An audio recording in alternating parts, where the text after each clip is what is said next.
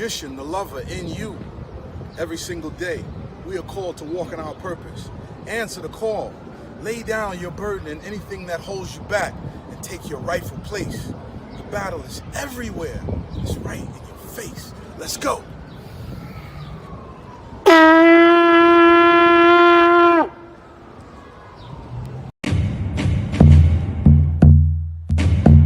Welcome to Magnets, Crystals, and Pyramids.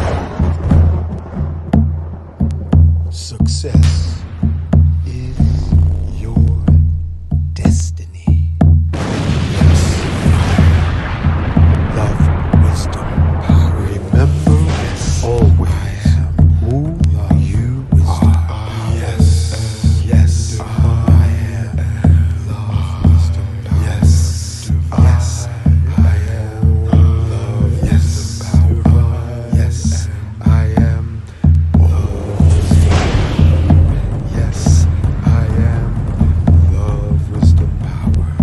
Yes, yes, I am love, wisdom, power. Master. Yes, I am. Yes, love, wisdom, power. Yes, I am. Say yes to yourself. Yes, I am. Yes, Family, I am here with a magical moment of young musicians. And this is Kim, Sister Kim, and she has a message about investing into the future musicians of our community.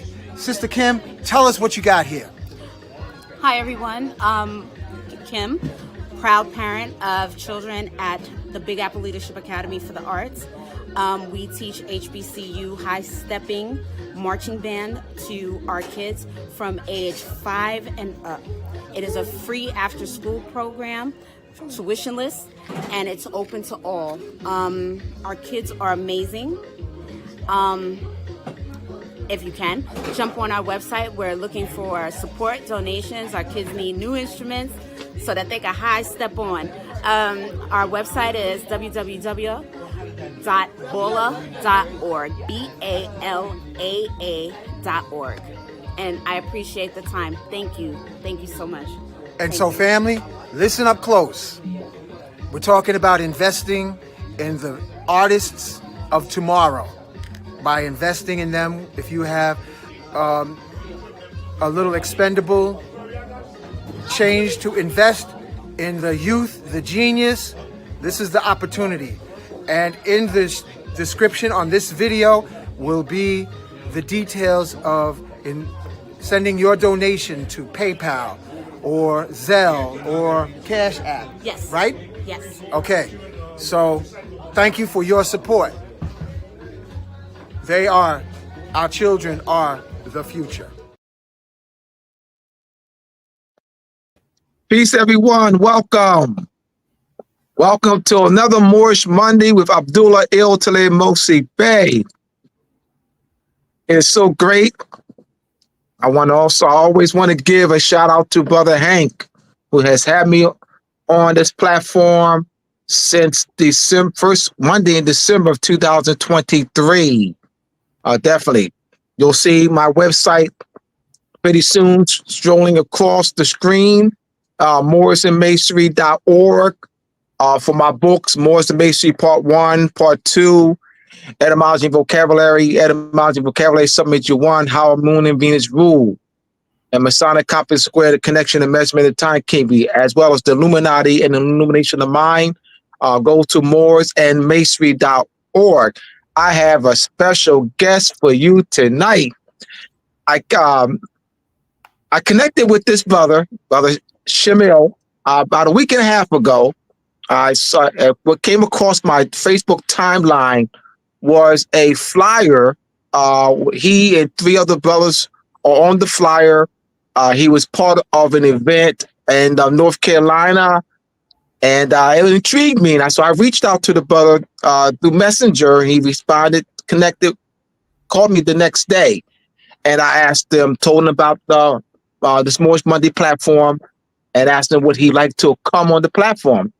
And he said, I'll be available the next time you have the Moorish Monday. So I'm excited. this is about reaching out, about networking, about connecting. As you know, we had the Moorish Political Unity Conference on May 18th here in Philadelphia.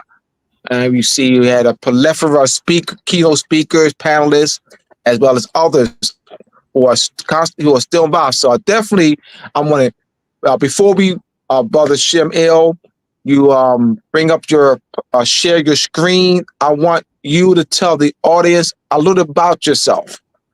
Before we get started, today's topic, Higgs topic is the birthplace of a prophet. The birthplace of a prophet.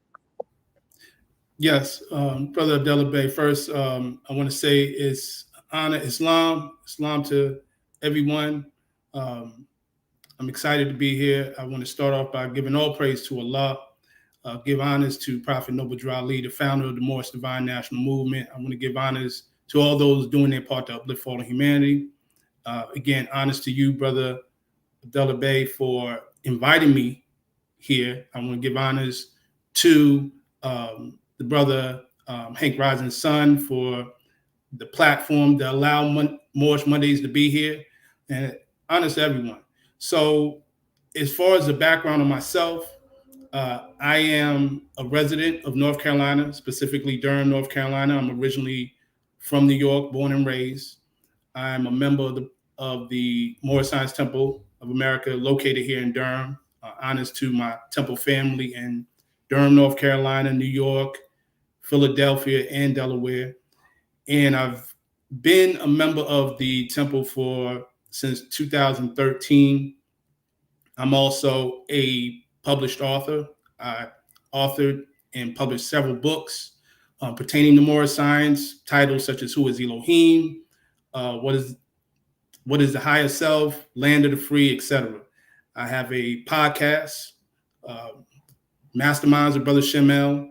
I also have a YouTube channel, and I'm just about helping our people. I've always been someone who wanted to spread knowledge, and so that put me into a space where I dived into a lot of different topics, metaphysics, Moorish history. I'm also an initiate of the Murid Sufi order established by Sheikh Ahmadu Bamba. We're having, actually, just as a sidebar, we're having an event this Saturday in Durham, North Carolina. We have Sheikh Sufi Ba coming through. He will actually be there. I'm hosting the event. The title of it is called Moors and Sufism. So if you're in the area, definitely reach out to me either via Facebook or Instagram. But, that is just about spreading the knowledge. When I came across these teachings of Moorish science and really dived into it, I recognized the potential of what it has to change the state of our minds. And ever since then, I've just been on a mission to share what I learned. So that's why I'm here. So gratitude. Appreciate it. Excellent, brother. You're well accomplished, brother. Once again, I give honors to you for accepting my invitation to join me on Moorish Monday with Abdullah El Talib Mosi Bey. All right, so we're going to delve right into the topic, birthplace of a prophet. All right, you want to, when you're ready to share your screen, you ready now, Brother Shem? Yeah. Yes. All right. Go ahead and do that. Let's see here. One moment. All right, so as he's preparing to share his screen and giving us this wonderful presentation. All right, here we have it. So, Brother Shem Il, you have the floor, and I'll be asking you a few questions as you go along. So you have the floor, brother. Thank you, brother. Appreciate that. Okay. So I'll start from the beginning.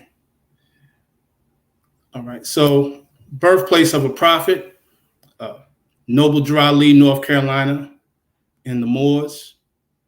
This is actually the actual presentation that I shared on that event that Brother Abdullah Bey mentioned about in North Carolina. The name of the event was called Sankofa. I want to give honors to the brother Jamal Vincent Bay out of Burlington, North Carolina. Honors to the other speakers, the brother James Shields, who's the curator of the location, the African American Cultural Arts and History Center in Burlington, as well as my Sheikh brother, Corey Alindi Ill. So, Noble Drew Ali, most of us are already familiar with this man, referred to as Prophet Noble Drew Ali, born in the state of North Carolina, 1886, passed form in 1929. And the thing that I always do, because I've given lectures in various different places, I always ask people who seem like they're newcomers, I always ask, have they ever heard of Noble Drew Ali, particularly in North Carolina, because him being someone who was born in the state of North Carolina, as is mentioned, as listed in the Moorish questionnaire, where was Noble Drew Ali born in the state of North Carolina, 1886, recognize that most of our people, melanated people, are not aware of this man. He's kept a mystery to most of us. And so there's a reason for that.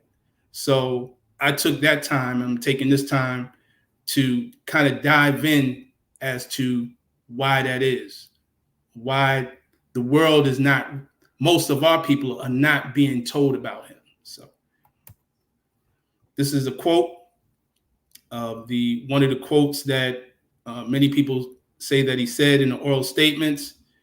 Quote, "Children, you are at home, and the European is 3,000 miles from home, and he is going to have to take some water."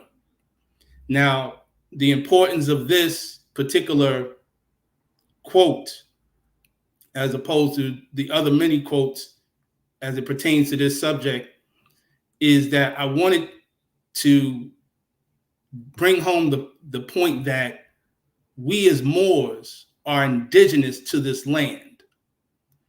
That's not to disrespect our brothers and sisters in other parts of the world, be it the continent that they call Africa or elsewhere. But we have to be able, as Moors, to look into the records and realize where our history starts here, or our antiquity starts here. So Noble Drew Ali spoke to that. And right now we're in a day and time where a lot of our brothers and sisters are now talking about being indigenous, being of a certain tribe, this and that, which is all great. And I think it's important that we share with them, not debate, because it's not about a debate, because what I'm about to share is actually documented facts, but share with them how Noble Drew Ali spoke about this fact way back in the 1920s. And many people are already familiar with the story behind his birth. Many people say he was born in a Cherokee reservation. So we're going to dive into that. So that segues into the 1828 definition of American. And in this slide, it says, no Native American tribe looks the same. And of course, I use the term Native American. You can use indigenous tribe. It doesn't matter. In this context, I know there's a difference. But in the context of where I was giving in the presentation, in terms of focusing on the word American, because that's a common term people like to use, Native American. No tribe looks the same. And these are copper-colored races. There was many textures of hair. Some had straight hair, some had woolly hair, or you would say nappy, some had curly hair or swarthy. But underneath is the actual quote of the definition from the dictionary, which says American noun, a native of America, originally applied to the Aboriginals or copper-colored races found here by the Europeans, but now applied to the descendants of Europeans born in America. And that's taken from the 1828 Webster's Dictionary. Now, Of course, it says found here by the Europeans, I'm sorry. But the Europeans didn't find anything. They didn't discover anything, right? That's a falsehood. Columbus did not discover America. I can't go into your house, put a flag in the house and say I discovered your house. People already existed here. We existed here way before the European came on these shores. And diving into the very term copper colored, right? If one of us was to pull out a penny and show it to put it on the skin of any of the ones who say that they are Native American, Indian, or even indigenous, whichever term they use, we would see which one is actually the true colored, copper colored, or copper tone, right? One, we know the color, color means anything that's been painted, stained, varnished, or dyed, but just in context of the definition, the 1828 definition of America. So we see on the left someone who would profess to be a Native American, and then someone on the right who the masses would say is a Negro, black, colored, or African American woman. And then you see in the middle the pennies. Well, the pennies are closer in tone to the sister on the right than it is to the one on the left. So obviously in 1828, and we have to keep in mind that in 1828, due to certain things such as the enslavement of our ancestors, the Europeans was more open to share things amongst each other in their books. So they didn't feel the need to hide certain things the way they're hiding things now. Pre-Columbian era, meaning the era of time before the one who they call Christopher Columbus, and that's not his real name, allegedly came to America. And I referenced the book by the late, great Ivan Van Sertima, The African Presence in Ancient America, that came before Columbus.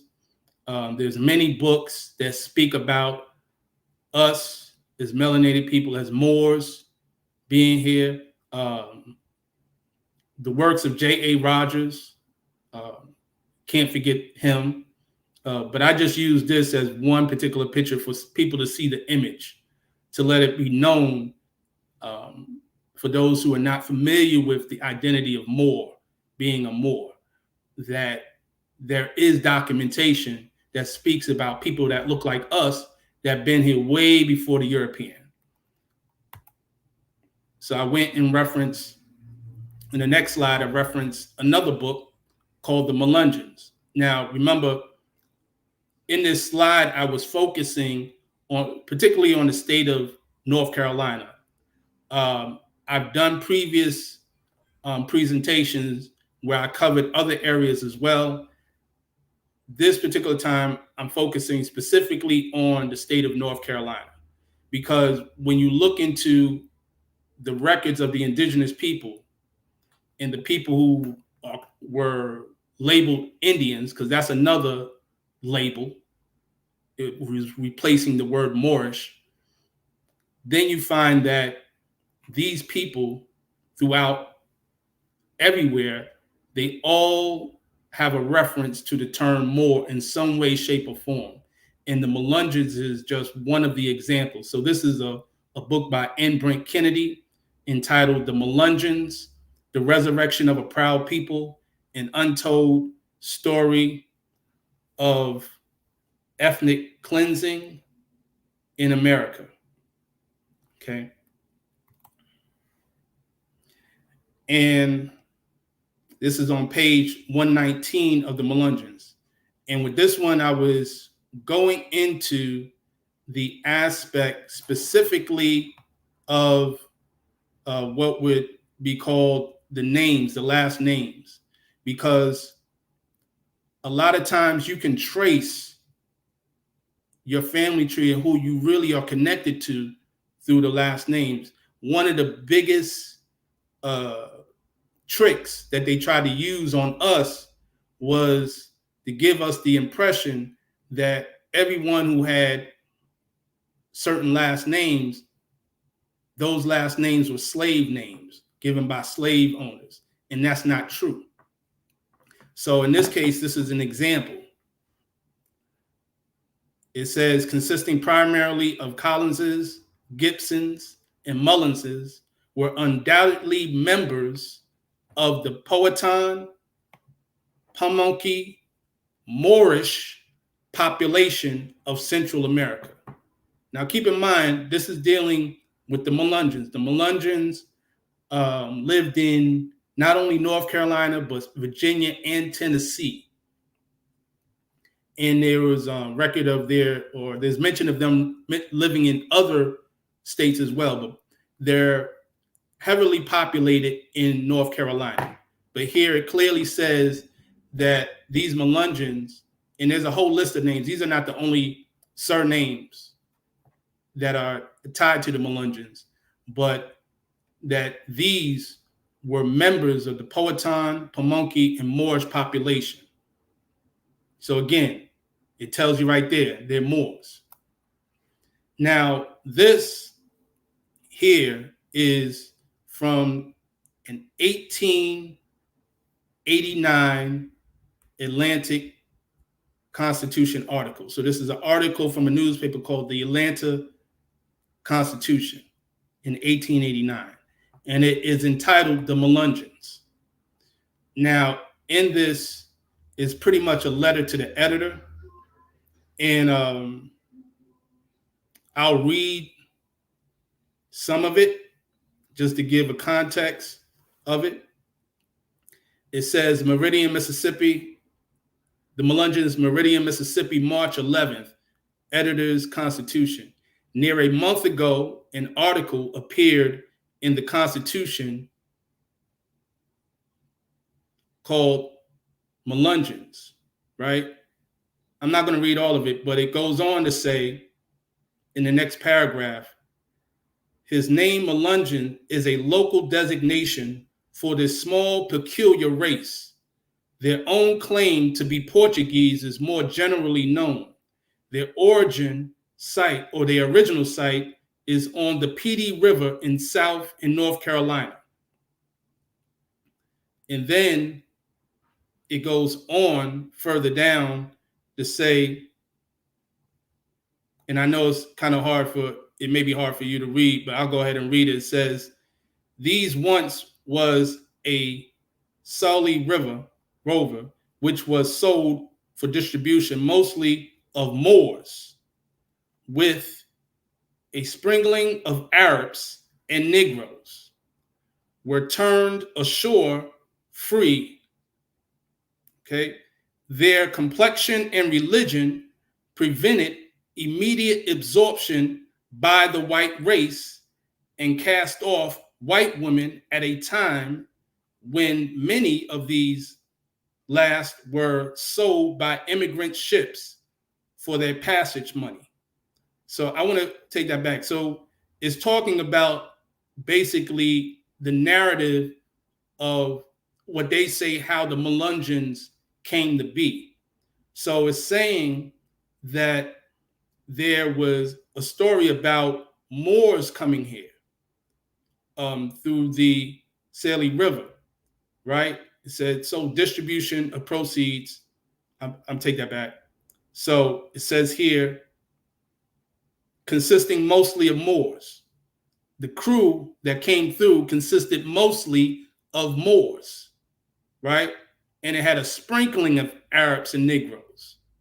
So those of us who know the importance about the term Moor, contrast to the term Negro. We know that Negro is a mark. A Negro was a term that was used to denote a slave, right?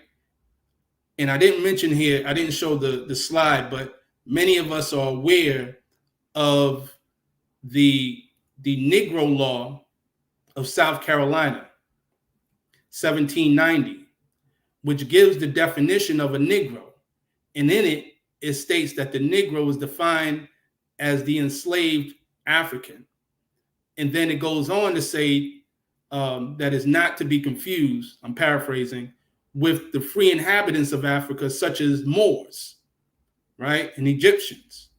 So there was always a clear distinction between one who was a Moor and one who was a Negro, right, which is why Prophet Noble Drew Ali said, can a man be a Negro, black, colored, or Ethiopian? No, right? So Negro is a slave status, which keeps you not even fully human. But I want to go towards the bottom of the particular article, where I'll read the last statement, where it says, he will find it sustained by the appearance of these people if he can find a few pure specimens, their physical structure, their hair, their teeth, and general features, though every trace of their Muslim religion in North African dialect may be long lost. So the reason why I want to focus on that is because it specified that these were Moors and these were Muslims. It specifically says every trace of their Muslim religion in North African dialect may have been long lost. So he's saying these Moors still have the features of the Moors on the other side, but they lost knowledge, or they discontinued the practice of their Muslim religion, right? Again, emphasizing what Prophet Noble Drew Ali did when he said, what is your religion? Islamism. Is that a new, or is that the old time religion? Old time religion. We're not talking about a religion that dates back 1400 years ago with Muhammad. We're talking about a way of life that goes way before that. Because even in the questionnaire, the question is asked, how old is our flag, right? Some say over 10,000 years, some tell you over 50,000 years. So I'll say over 50,000 years.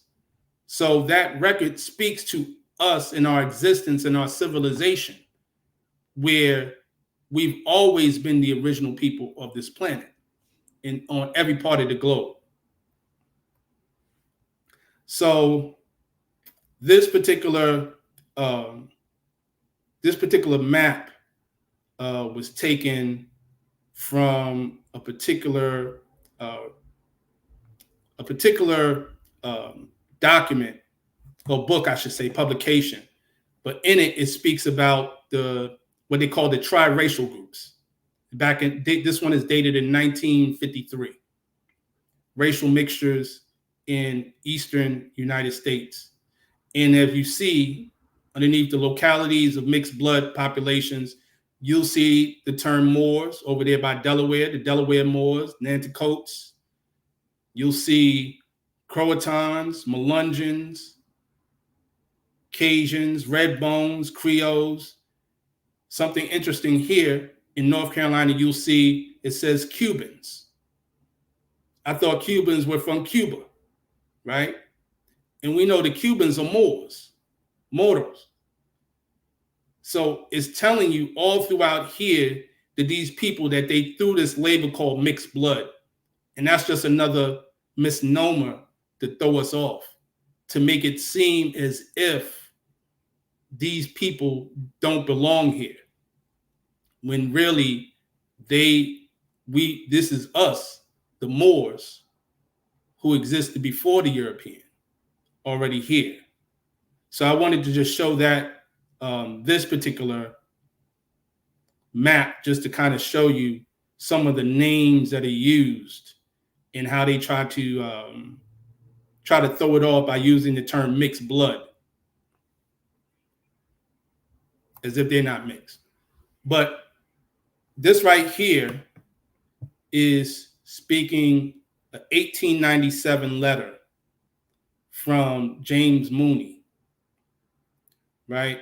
And in this particular letter, this is from the Smithsonian Institute, Bureau of American Ethnology, dated June 10th, 1897, right?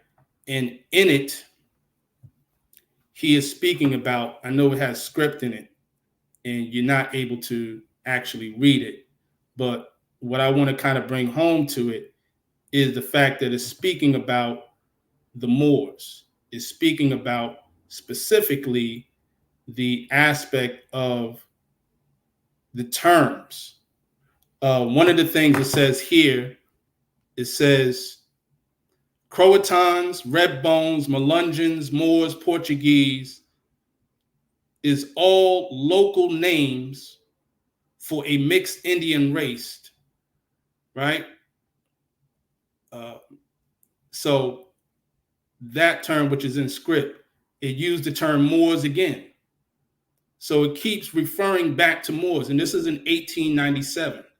And these were in reference to those groups in North Carolina, right? So I wanted to kind of get that in context. This right here is a page from a book called Handbook of American Indians. This is also from the Smithsonian Institute, Bureau of American Ethnology. So the Bureau of American Ethnology means that it is the study of the ethnic groups in America. It's not a study of the Europeans who came into America.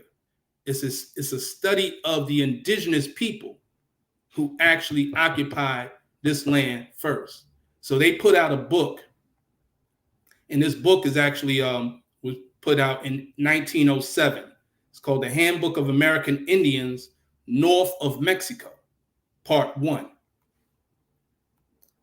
In this book, on page 940, Moors, the term Moors is defined. Now, I brought that to the attention because, again, many people like to say that Moors have nothing to do with the indigenous people. But yet, in their records, they're telling you all of these terms are used to speak about the indigenous people in America. So in there, it speaks about Moors. If Moors had nothing to do with the indigenous people, they would not use it as one of the words to define. And in it, on the left column, where you see Moors, which is the second entry, it says Moors. See Croatan or Croatan Indians, right? So it's telling you, when you look up the word Moor, you're supposed to look up Croatan Indians. So that means that anything that you read about that pertains to the Croatan pertains to Moors, because the Croatan Indians are the Moors. That's the original word, name for them. So when you go to look up Croatan, page 365, it will tell you, that's on the left column, second entry, Croatan Indians. The legal designation in North Carolina for a people evidently of mixed Indian and white blood found in various eastern sections of the state, but chiefly in Robeson County. Now, a lot of people who live in North Carolina are aware of the indigenous people in Robeson County. I'm going to get into that as well. And numbering approximately 5,000, right? It goes on to say that they were classed with the Negroes, but they refuse to accept such classification or to attend the Negro schools or churches, right? Claiming to be descendants of the early native tribes, right? So it's telling you that these Croatans who were Moors refused to be identified as Negro, even though they were being classified as Negro by the European, so-called white man. This is a picture of a Croatan man from Sampson County named Jonathan Goodman, right? Again, dismissing the spell. Hey, Shim, go back. I saw on the left side. Mm-hmm. Go back. Go to the previous screen. Yes. At the bottom on the last paragraph. Oh, the last paragraph. Yes. Yeah, you see. I see more. Yeah, go. Yeah, last paragraph on the right. Oh, yeah. Second column. Yeah. Last paragraph. Absolutely. Thank you, brother. I'll read that. Yeah, you see. I see more. Yeah, you see right in the middle of the paragraph. You see Moors. All right. So yeah, I just absolutely bring that. I'll go ahead and read that. Yeah. Yes. Across the whole South Carolina are found a people evidently of similar origin, designated red bones, in people so-called Melungeons. I'm sorry, I'll say in East Tennessee are found the so-called Melungeons, right? Meaning mixed, French, meaning mixed people, right? And then it says the Croatans proper. And then it has here, and in Delaware are found the Moors. So again, in relationship to the Croatans, this was a overall term that covered groups of people such as the Redbones, Melungeons, as well as the Moors. So the Moors, the same Moors, it says here in Delaware, right, are the same people that are the Redbones of South Carolina, the Melungeons of Tennessee and North Carolina, and the Croatans in the eastern part of Carolina. So yeah, absolutely. So it says all of these are local designations for peoples of mixed race. And that's what and then again, that's going back to that map that I was putting out there, that they was trying to throw what they call a triracial isolate, right? So they're implying that it's composed of three races: the Negro, the so-called Negro, the so-called white, and the so-called Indian. When really, when you trace it back, it was the Moors who were already here. And yes, there was amalgamation, but the Moors were the ones who were indigenous here. And that term keeps coming back. Every time you go back and look, you find the word Moor. It doesn't matter where you look. You're going to find our history here, and the myth that Moors were just people in Northwest Africa who went into Spain and conquered Spain. No, that's not true. Prophet Noble Drew Ali said that the Moroccan Empire expanded from what is called the North and Southwest shores of Africa, across the Atlantic, into North, Central, and South America. So there was Moors all over. We were all over. Different names were used, but when you trace it back, you will still find the word Moor. So thank you, brother, for pointing that out. And here we have the picture of the Croatan. And remember, every time you see Croatan, just as we just pointed out, think Moor. So this is a Moor, Croatan from Sampson County. There are those who say that Prophet Noble Drew Ali was born in Sampson County. So this is an image of one, Jonathan Goodman. And he's a dark-skinned, melanated man, elder, so he has the white hair. But you can clearly see that he's not the image, the phenotype that they try to push of an Indian, right? But then they try to throw off and say he's mixed. Well, if he's mixed, how is he that dark?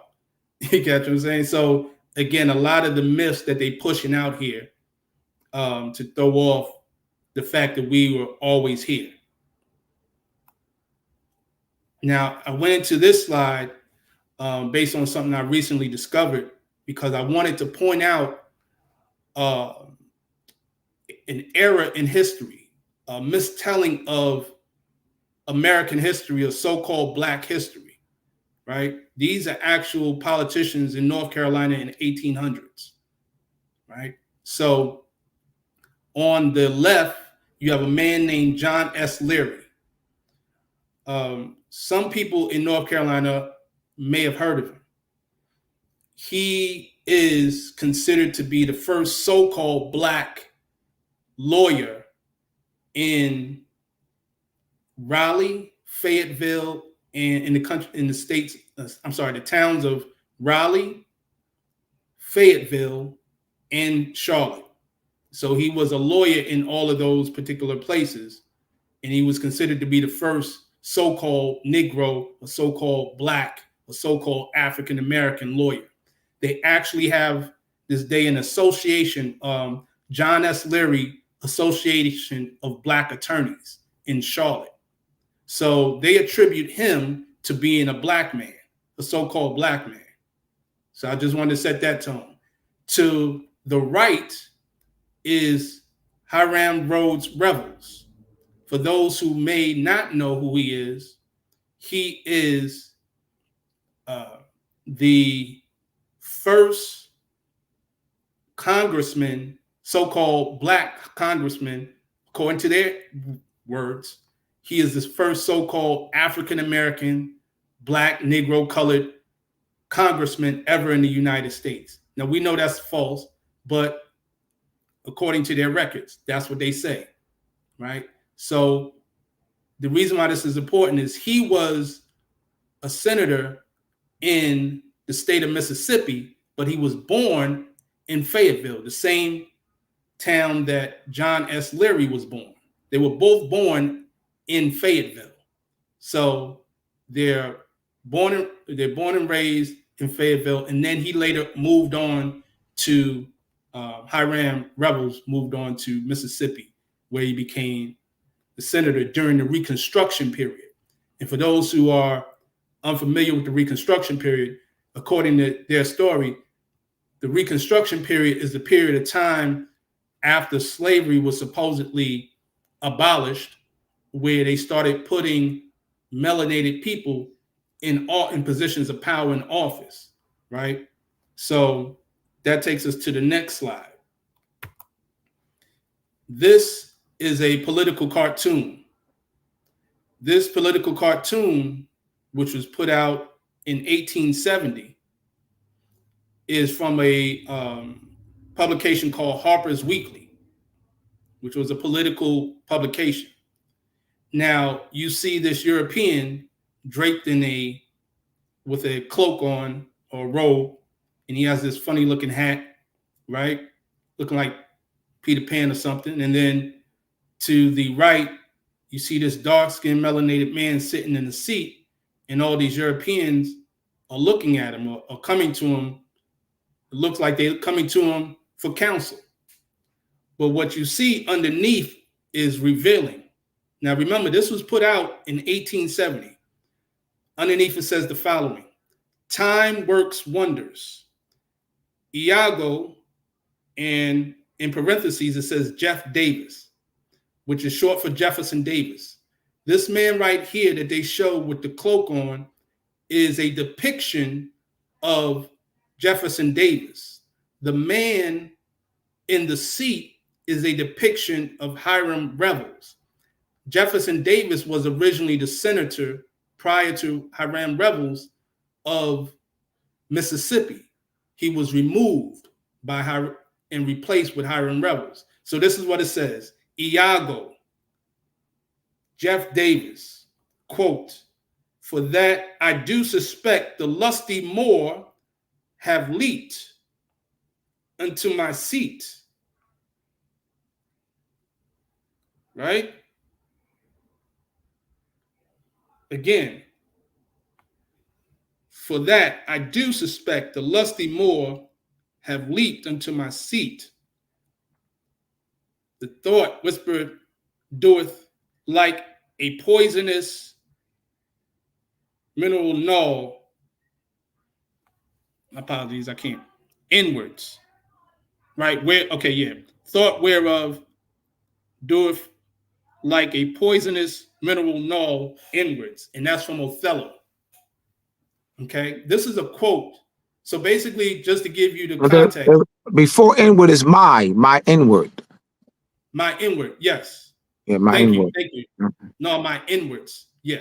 So it basically is saying that is giving the quote from Othello, which is a Shakespearean play about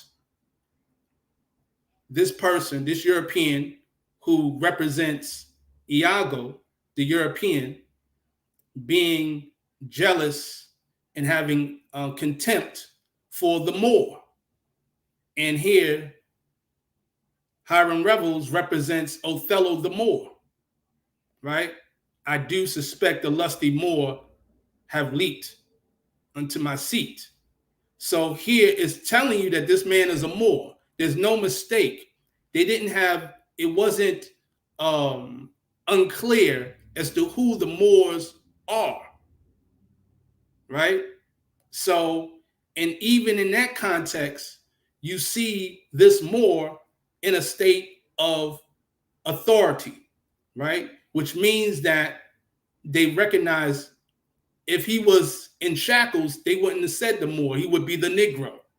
But him being in a position, that's why we always speak about that identity of being a Moor. It's a noble status to it because the Moors were the rulers. We once ruled. So, let's address their scholars. For Noko Rashidi is one of them. Yes. Who make the claim, that the Moor means black, and you have scholars, and there'll be others will say, well, Moor is the same as saying black. So what I'll do, we'll say, all right, we'll give them that. We'll give them that. No problem. Mm-hmm. All right. So why don't they still say Moor today? All right. So if Moor is like saying black, and it's clear with evidence like this that Moor was predominantly used, why Moor is no longer used then? Why? All right, why is black used now? Why not Moor? Why Moor still? Why Moor is not why Moor no longer is used? So if Moor refers to complexion, I get you that. I give you that. Mm-hmm. Well, why did they stop using Moor? Why did they stop using Moor and start using black? So you got millions of people today, millions, say black all day long. Nobody is saying Moor. These millions of people are not saying Moor. They don't say, I saw a Moor down the street. what do you look like? What do you look like? White or Moor? You don't hear that. You don't say, look at me. Look at me. I'm a Moor. Look at me. I'm a Moor. You don't see so sometimes I'll give people that and say, cause so you go along with that, no problem. So, but why black today though? And why not Moor? Cause they'll try to dismiss, it's like saying black. All right. But you're clearly showing that Moor was predominantly used. Even in the you have the Geneva Bible, the 1560 Geneva Bible.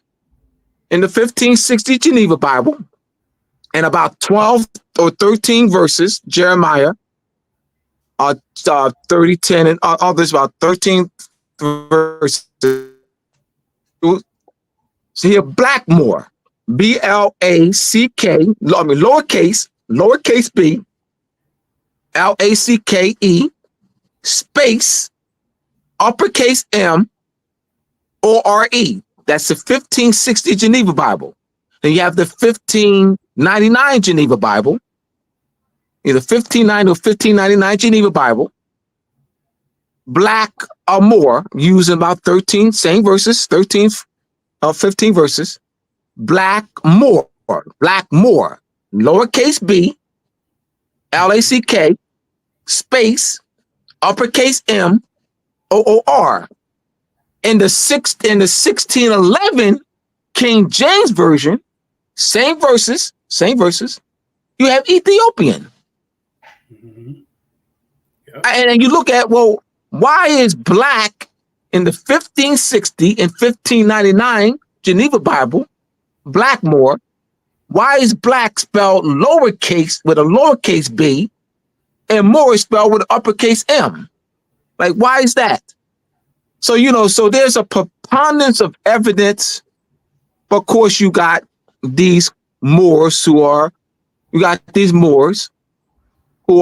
these scholars and pushing black, and they're making finance. They don't care about our people.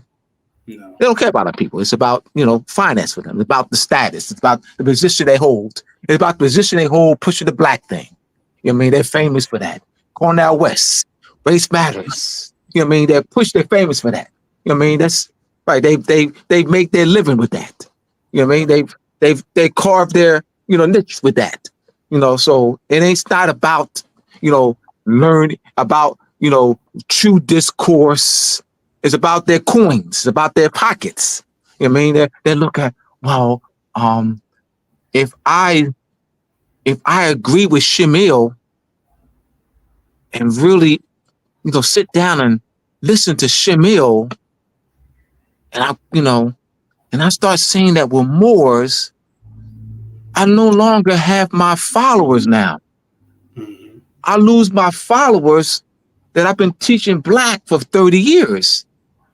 I built up my followers. I got, 50,000, subscribers, 100,000 subscribers. I lose them because then I got to really learn about nationality and Mhm. I lose my followers. It's not about they care about the people.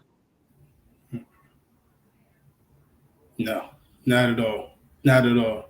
Like you said, the Black Lives Matter. That's proof.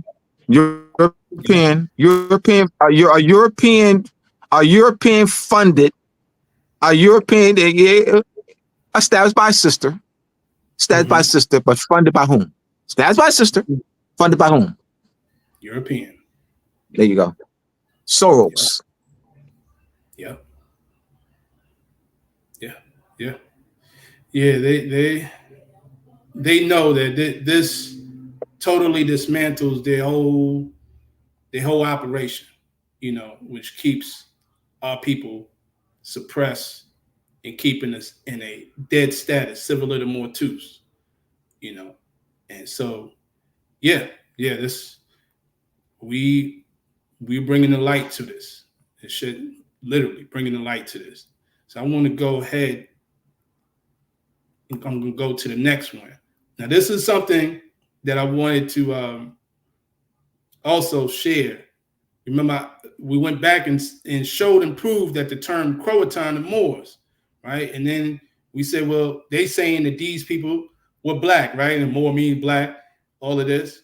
Well, this image right here, this page is taken from a book entitled The Croatans of Sampson County. Their origin and racial status, a plea for separate schools. But in here, it has a quote. It gives a quote from a passage from another book entitled "Lost Colony of Roanoke," right? So, which was written by Dr. Stephen Beeks. It was written in 1891. So, I'm going to read the quote. It says here, Mr.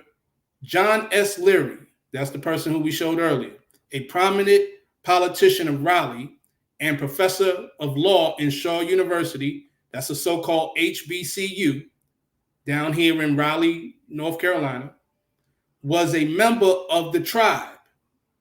They're speaking about the Croatan tribe. They're saying this man was a member of the tribe and one of their number has reached the Senate of the United States for the Honorable Hiram R. Revels, who was born in Fayetteville, North Carolina in 1822 and who was a senator from Mississippi in 1870 to 1871, is not a Negro, but a Croatan Indian.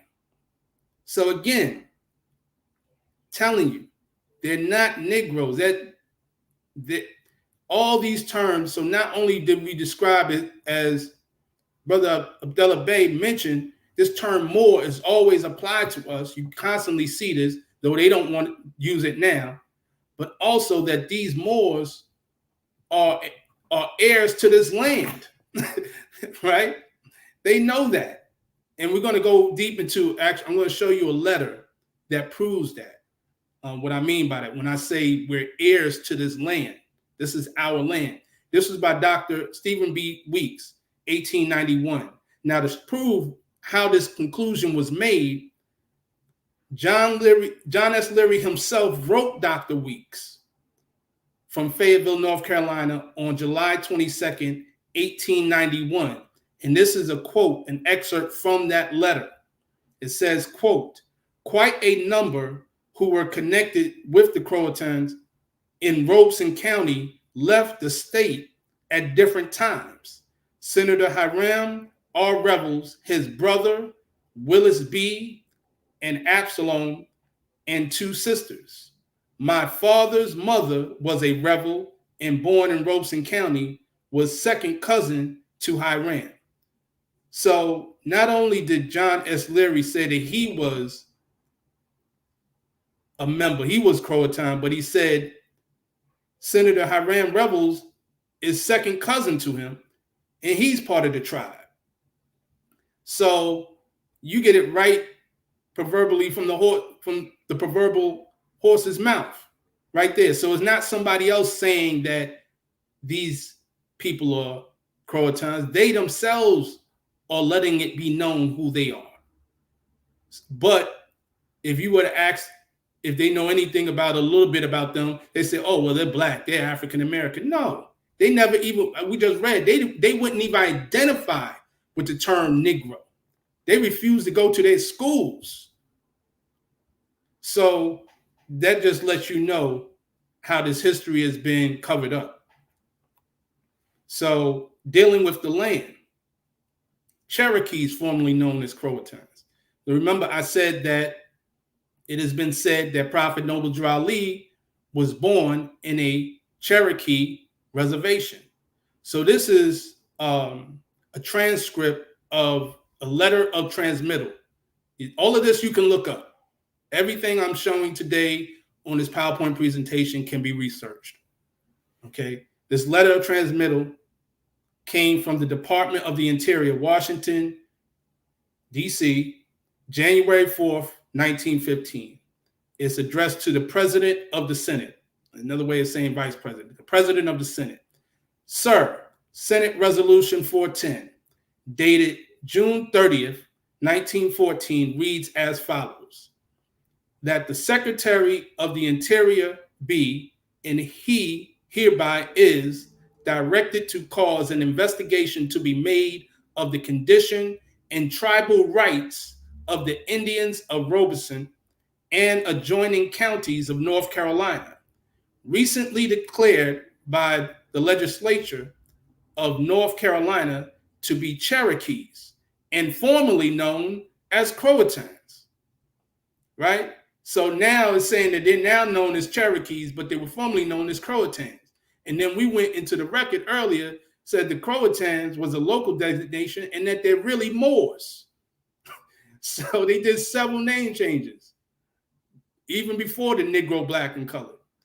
It goes on to say, okay, Cherokees and formerly known as Croatans, and report to Congress what tribal rights, if any, they have with any band or tribe, whether they are entitled to or have received any lands, or whether they are any monies due them, their present condition, their educational facilities, and such other facts as would enable Congress to determine whether the government would be warranted in making suitable provision for their support in education, right?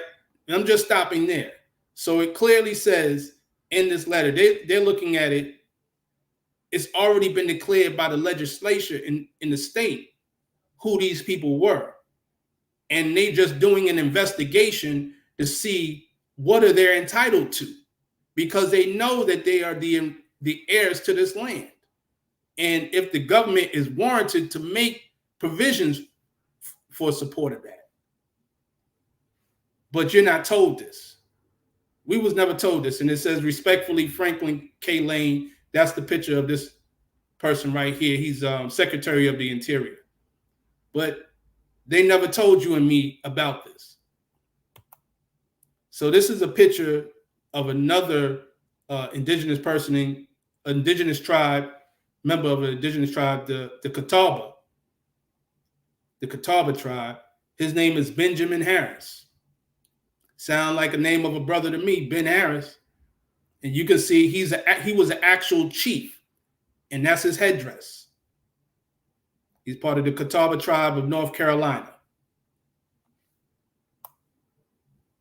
Show a picture of Melungeon family, just to show the contrast. You have people have dark skin.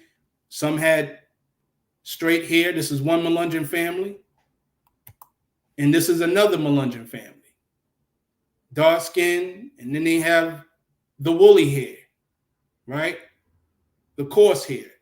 So again, let me address the straight hair. yes. When I take my hair out, and I got braids, and I take my hair out, if I take the braids out and I comb it, it can be straight. I can make my hair straight. Like when I take my hair out, it's kinky, it's, kinky, But if I comb it, just comb it. I'm not talking about iron. Just comb the hair. It's straight. So I just want to just bring to attention. Is the hair straight? Or it's just combed? That's a great point. Absolutely. That's all. I mean, because I can, my hair, just comb it, just go and just comb that way. Because I looked at seeing pictures like this for the past 31 years, and I'm looking at it and I'm like, wow. Because I like my aunt, one of my aunts, and she has long hair, and she just combs it out. It'd be like like it was straight. But I was like, wow. So just something to think about, y'all. That's all. Absolutely. Something to think about. Absolutely. I'm glad you mentioned that, because I have family here in North Carolina, particularly, and in South Carolina. A lot of the elders, they have long hair. My grandfather, his hair always slicked back. He didn't put nothing in his hair. It just laid a certain way when he brushed it. Like you said, brushing it, combing it. Even when we brush, we get waves. You catch what I'm saying? We can set our hair to get the 360 waves in our head just through that. But that doesn't mean that we're mixed with the European, So absolutely. And a lot of people will try to throw that at you. Oh, well, they don't have the Negroid features. They don't. That's another trick that's used. Yeah, another trick that they use on us. I'm glad you mentioned that. But clearly, this is. Look at that. That's what I'm talking about. Yep, absolutely. And so I want to show this picture. This is a picture of a woman, Ayasta. She was a Cherokee storyteller. She in the Cherokee and in other tribes, they had people, many of them were women, matriarchs, who told the stories and kept the oral history of the tribe.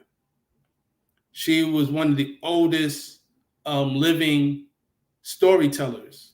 She was a storyteller from the years of 1887 to 1890. And she is from North Carolina, right? And it said, if you look at the features, like that looks like an elder in my family. This doesn't look dark skin, high cheekbones, broad nose. If you just look at the features, you would never say that looks like the image that they try to put on us to be, which is nothing more than the $5 Indian that they try to put us to think that that's the original people. No, this is full-blooded. She's full-blooded Cherokee, original. Now that's in 1800s. This woman still lives today. She is also a storyteller. Look at the last name, Moore. Ramona Moore. She's of the Tuscarora tribe here in North Carolina. She actually lives in Charlotte, North Carolina. She still goes around and continues the tradition. She's a storyteller for the Tuscarora tribe. You can look her up online as well. She goes by a tribal name, Ramona Big Eagle. That's a black and white picture. And this is a color picture of her with her family. All of them are Tuscarora. Last name Moore, Moore. And clearly, they're us. This is who we are. So I wanted to show those pictures to people so they can't ignore it. They can't deny who we are. And just a sidebar,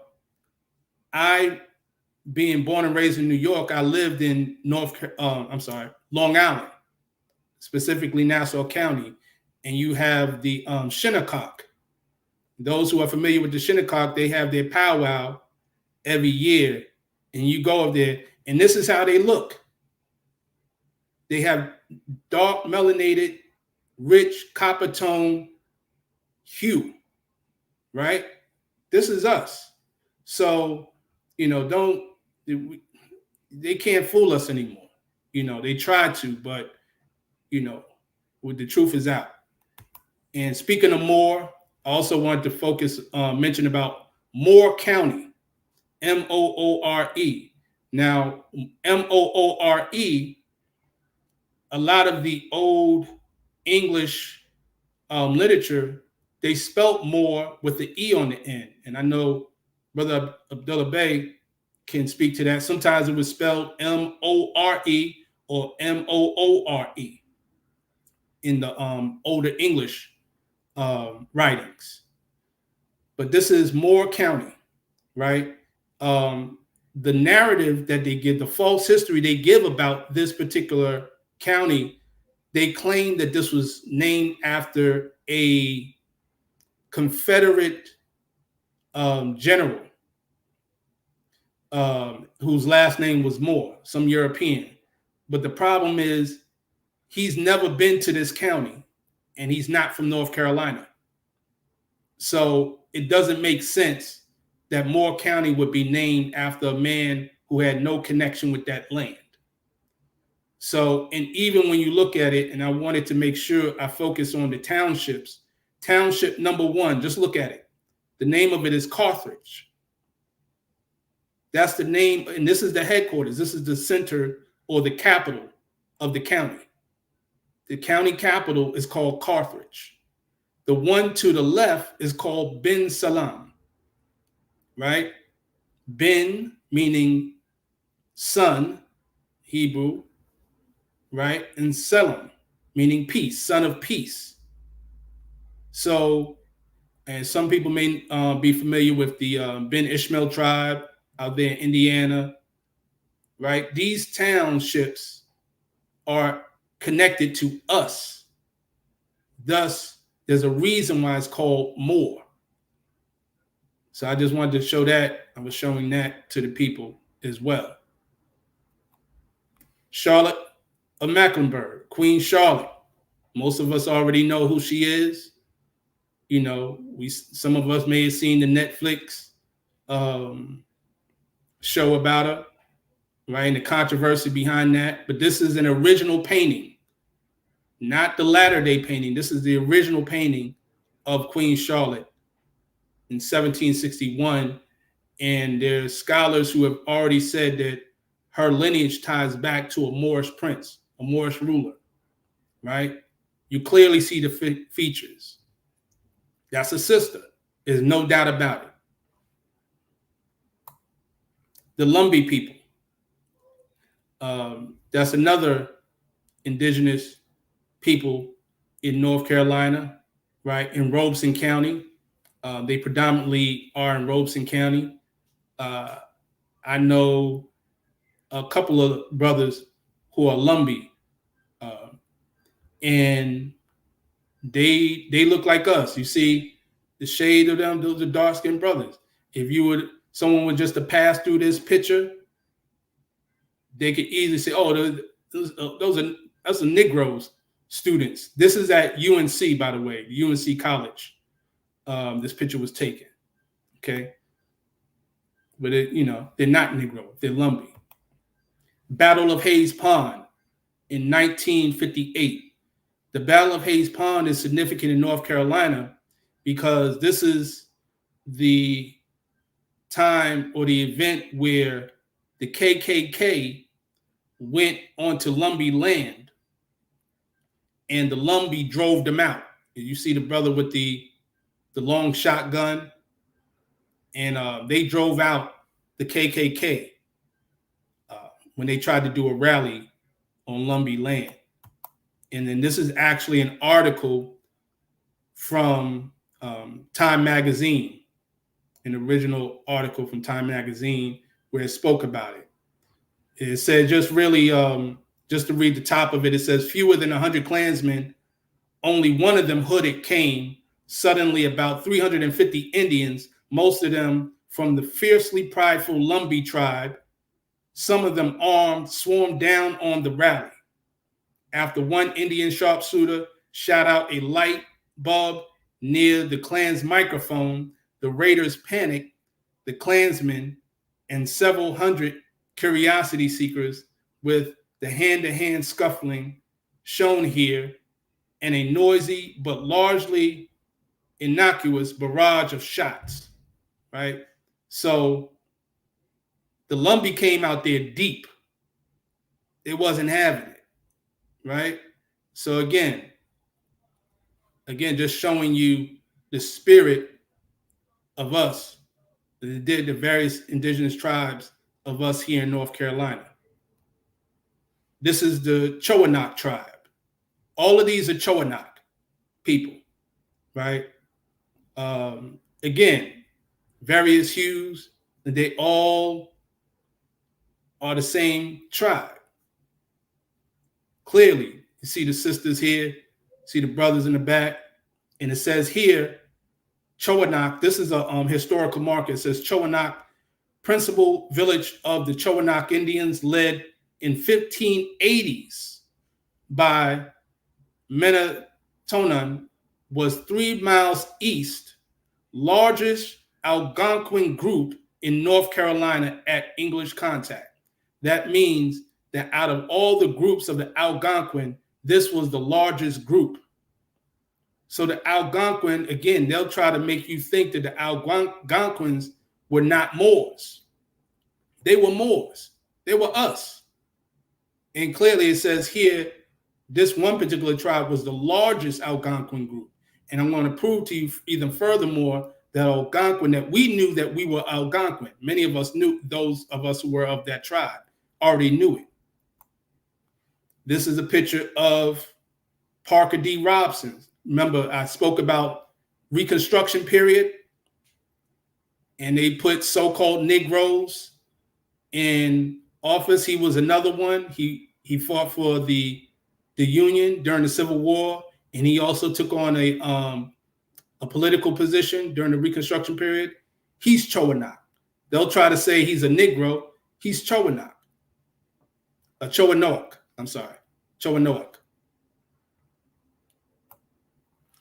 Now, this is an actual marker that I see often. This is in Durham when I go downtown or near downtown. The Algonquin Tennis Club. It says in his historical marker, it says established in 1922 by African Americans, hosted many American Tennis Association tournaments. Durham Committee on Negro Affairs organized here or originated here in 1935. Now, of course, this is a latter-day marker, so we know in 1922 they wasn't calling themselves African Americans, but they wasn't calling themselves Negro either. It says here Negro Affairs in 1935. This was established in 1922. They called it the Algonquin Tennis Club. They didn't call it the Negro Tennis Club, the Colored Tennis Club, the Black Tennis Club, the Ethiopian Tennis Club. They call it the Algonquin Tennis Club, which, by the way, is the same club that the late tennis pro Arthur Ashe went to. So those of you who may be familiar with Arthur Ashe, a brother who broke barriers in the game of tennis, he was a part of the Algonquin Tennis Club. There's actually, you can actually see in one of the community centers down here in Durham, you see a picture of him. He was part of Algonquin Tennis Club. Our people knew who we were. We knew we were Algonquin, Chowanoak, Croatan, Lumbee. We knew this. We didn't use these terms. But what you're going to see, I'm going to show you how they forced us, some of us, to take on these terms that allude to slavery. This sister is living right now. She's an actual chief. She's a chief of the Roanoke Hatteras tribe of Algonquin Nation. Her name is Chief Marilyn Berry Morrison. Again, that Moore. Marilyn Berry Morrison. The Roanoke Hatteras tribe is a tribe on the eastern coast. So you're looking at Havelock, Wilmington, Jacksonville, New Bern, that area, for those who are familiar with the eastern coast of North Carolina. So here she is in her indigenous regalia, her crown, and she has a display showing the heritage and culture and the traditions, and she's showing pictures, historical pictures of her people. So something interesting she said.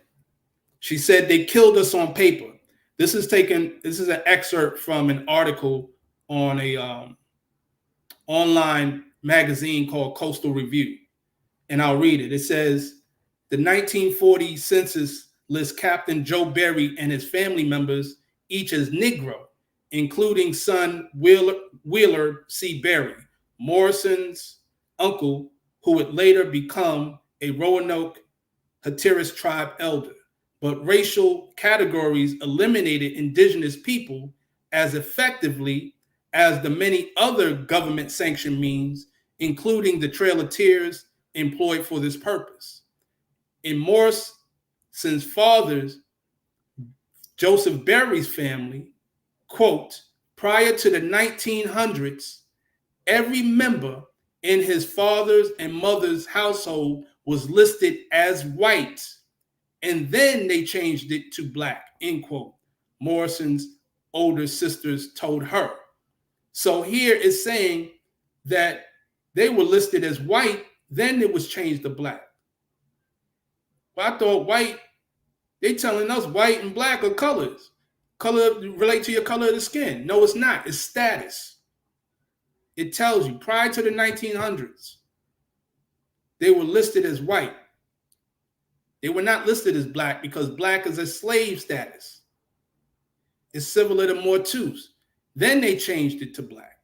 So it goes on in the last paragraph, she says, quote, Believe it or not, on my mom's wedding certificate, it says she was white, Morrison said. It says in her early years, she was mulatto, and then she became black. So when we ask genealogists to work with us, they are ready to tell us, oh, well, you aren't Indian. How can they tell me who my ancestors are when I know who I am? That's another way they killed us on paper. The records are not correct. So here is clearly telling you she spilled the beans. She exposed it.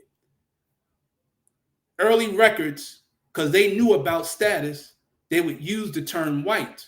They refused to call themselves Negro and black color. If they had to choose, right? Not that they saw themselves to be like the European, like the Caucasian, but they knew that they were dealing with status. They knew that. So it's like, no, we ain't going with Negro. That's a slave. We ain't going with black. That's a slave.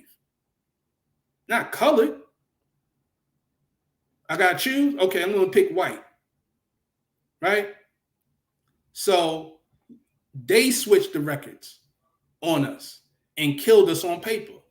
It's interesting that she used the term they killed us because the word black, according to science, means death. It's civil de mortu, civilly dead, dead in the eyes of the law. So this is the last slide. I'm going to conclude. This is, of course, the More Science, Simple America. This is a picture of the first annual convention of More Science, Simple America. You see Prophet Noble Drew Ali up front and center with these Moors. And you can tell they're proud people, recognizing who they are, right? They know that they're not Negro, black, or colored. He came teaching us this. We always have to give honors to Prophet Noble Drew Ali because he came telling us about our nationality and our birthrights. All the other subsequent people after that who were speaking about it have to recognize that he was the one who first told us what our nationality was. It was not for those of us who had the nationality taken away from them. So we recognize this man who was born in the state of North Carolina as being the one responsible for spearheading a movement where we can be proud to say that we are Moors.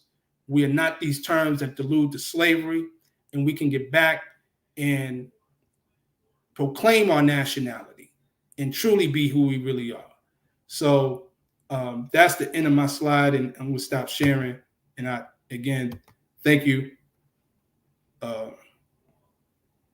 Thank you, Brother Abdullah Bey, for allowing me to share.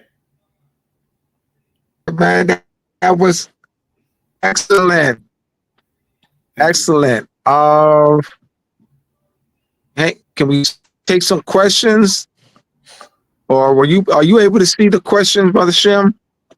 Yeah, I'm looking at the comments. I believe I. All right, let's read some of the comments. Let me see.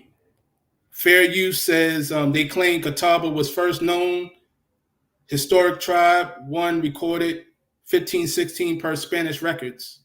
I see that's one of the last ones. Mistress Forgiveness says a silk press, a pressing comb, talking about the hair. Yeah. Mm-hmm. Yeah. I'm trying to see if any questions are here. Oh, where are they got hiding? The pressing of the hair. Yeah, that's what I'm saying. So they're looking at the pictures and see straight hair. We got, like I said, you gotta analyze that. Yeah, absolutely. Mm-hmm. Absolutely. Definitely. What was the name before Indian? That's the question that's asked. More. So more. That's it. 1621. 1621 was when they substituted more with Indian. That's right. Absolutely. Yeah, it's just another mark that they put on us to take us away from recognizing who we are, knowing who we really are. Absolutely. Mm-hmm. See if any other questions. me see a new comment. Okay. Mm-hmm. It says here, okay, peace more. I was thinking about the Moon-eyed people. They were in the mountain areas that was affected by the hurricane. Okay. Let me see here. I'm trying to see. So, okay, for those of us born in the Caribbean, how do we establish our nationality as Moors? That's a great question. By right Let me to right. let me address that there. In 1685, 1685, they have the Code Noir. Code Noir is Noir. Code Noir was applied in the Caribbean by the French in 1685. So there also it was stripping, so they governed, the French governed our people in the Caribbean under the Code Noir. So how do we establish? Well, it's not a if you talk about, because we're Moors by consequently. So you're talking about a political recognition, a political recognition.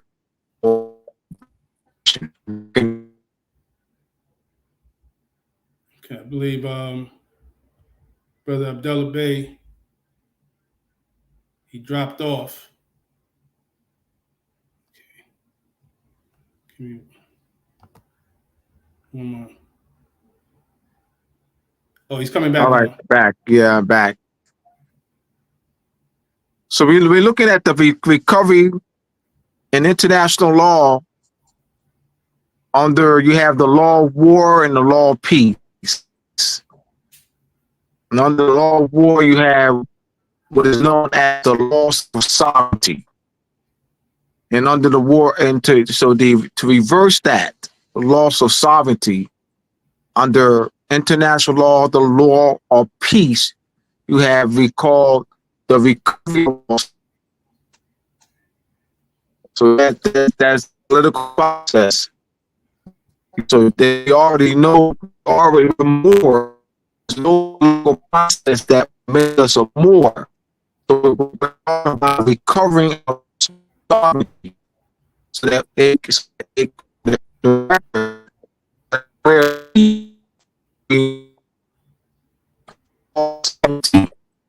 and more political unity. So that is very important. So this is being on the road to recover our lost sovereignty. Having presentations like this, networking. Yes, Brother Hank. Sound is dropping, man. We can't make out what All you're right, so saying. any other questions or comments? Yeah, Brother Abdullah Bey, you were I didn't want chopping up. to. I didn't want to be too. I didn't want to be too lengthy with the answer. Okay, he dropped off. Okay, I'm gonna he's having a connection issue. Family, let me see if I can. I thought there was another question further up. Yahya Kamara asked the question: what groups of Moors was there in Northern Carolina in the years 1680s? So again, the Algonquin Moors were there, as you mentioned, going back all the way to the 1500s. And again, you're dealing with groups. The Croatan all these were like local designations for the same people, basically. So you had the Catawba, you have the Tuscarora, you have the Cherokee. We know the Cherokee or the Croatan, and then you have the Lumbee. Then you also have Catawba, Melungeons. I mentioned about the Melungeons, but the main ones were, again, those Algonquin groups, Algonquins, Catawba, and also the Croatan. So the Croatan in the eastern part, mostly in eastern North Carolina, was heavy. And then further on, as you get west, you get the other groups as well. So absolutely. So I hope that answers your question. Hopefully the brother will be able to jump back on. I appreciate everyone for being on. Okay, here he is. Yeah, thank you, Brother Shem. We're gonna wrap this up. Yes, For being my guest. We're definitely gonna have you back, brother. This was excellent. Excellent. Can I be heard? I'm still not breaking up. Yeah, so clear now. I'm clear now. All right. So we see them below, be like all night long. Throughout the presentation, mooresandmasonry.org, my website. Give your information again, brother Shem. Yes. For those who are interested in checking me out, I got a website, shemel.com. That's SHEM-EL.com. You can also check me out on Facebook. Just type up my name, Shemel, Instagram, and my YouTube channel. I have a YouTube channel, Shemel as well. So check me out. I appreciate you. All right. Thank you, everyone. Once again, don't forget to hit the like. Also share and all other videos on the platform. This is Magna Pyramid. All right. Thank you, everyone. Peace, everyone. Peace.